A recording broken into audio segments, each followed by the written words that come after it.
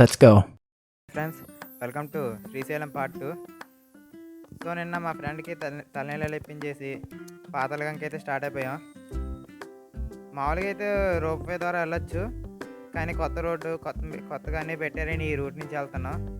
మాకైతే దోలు తీరిపోయింది ఫ్రెండ్స్.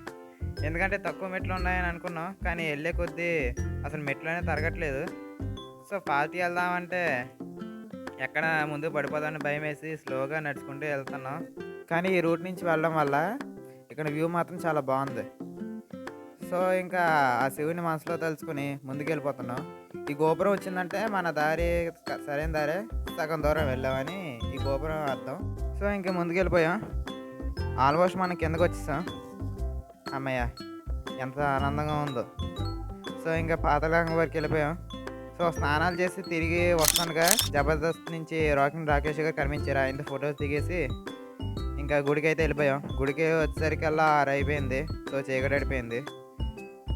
ఇంకా లోకల్ రూమ్లో ఫోన్స్ లగేజ్ పెట్టేసి దర్శనం చేసుకుని వచ్చాం.